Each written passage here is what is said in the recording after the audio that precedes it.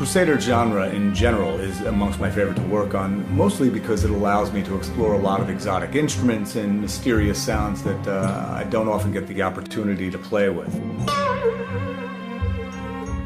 As far as the music goes, I'll pretty much be sticking with the same formula as I did for Crusader 1, which was a combination of sampled instruments alongside live players. While the latest technology is getting better and better and sounds fantastic, I can tell you that nothing compares, and probably will ever compare, with the real thing. It's also a great excuse to get together with some super talented musicians who play all these various eccentric instruments, and while I am the composer and arranger, these other players really deserve a lot of the credit for helping create the atmospheres you'll be hearing. Anyhow, I figured I'd give everyone a small glimpse into what goes behind creating the sound for Firefly.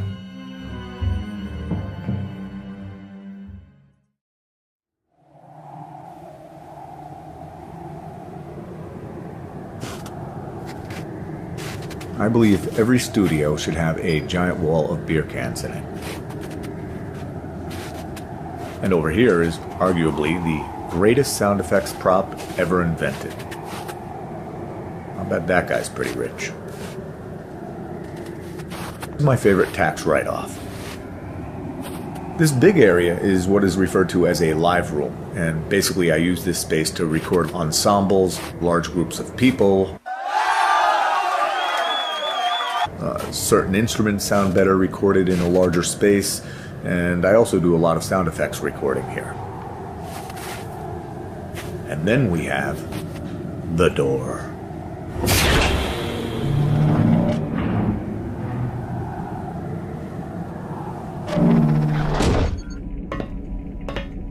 Okay, we're in the control room now. This is the isolation booth, and all kinds of fun stuff happens behind that glass.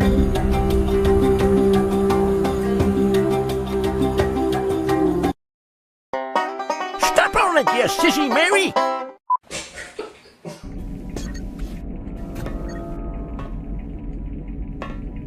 Meet the coolest action figure of all time. Lots of buttons and knobs and lights. Not sure what most do, but they look cool. Oh, relax, little buddy.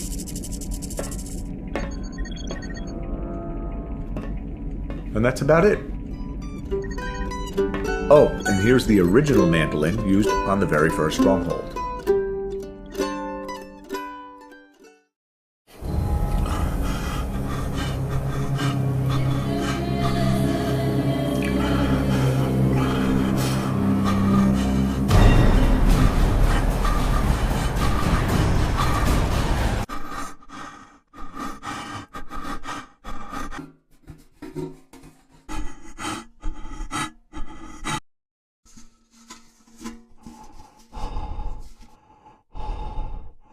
I am your father.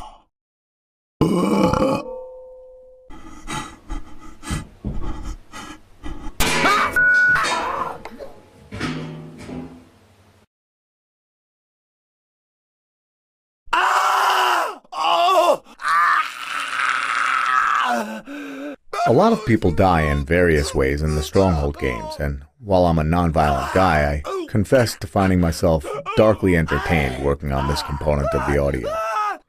Let's just say I'm responsible for a lot of sore throats. Sometimes the way to get the best sounds is to throw a couple of people into the booth at the same time, so the one delivering the sounds has someone else to react to.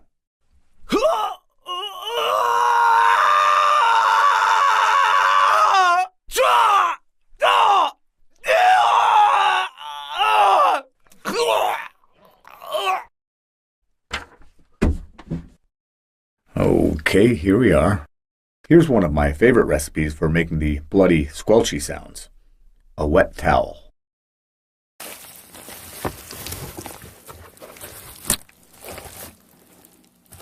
Ooh, nice.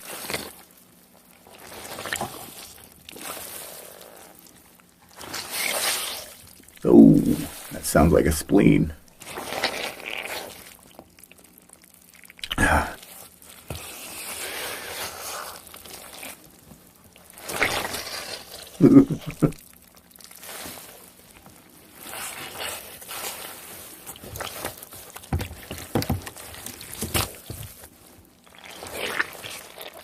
Yep, that's a good one.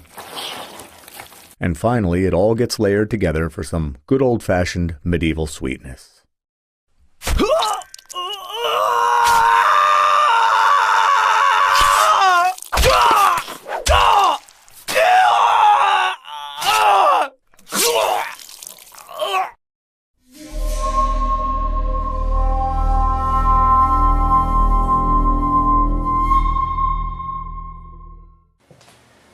This is a duduk. It might seem innocent enough. It's a double reed instrument. In the orchestra you have descendants of this and some other things. Double reeds in the orchestra are the oboe or the English horn and the bassoon. And I think it's one of the loveliest, sweetest sounds in the world. But it's got holes instead of keys, so you can do all kinds of shading. Just like you might in the blues.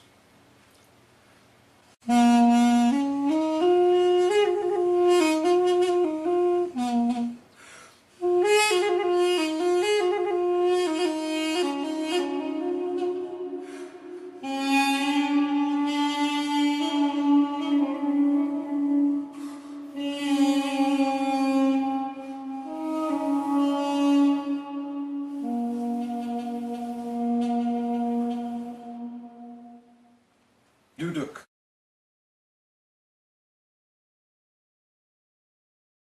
Look at those socks. Oh, God.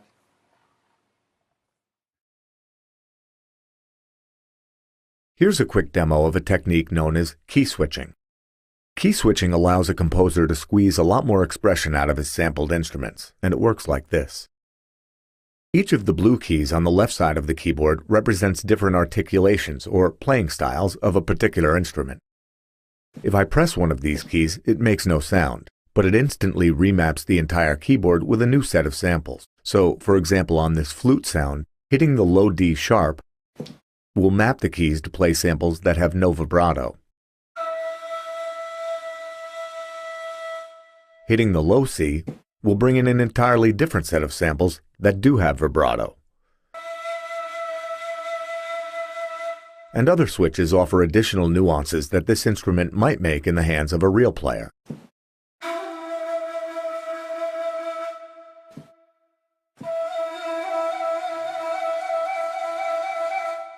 So as I play different key switches with my left hand, while the right hand plays my melody, I can create much more interesting and believable lines.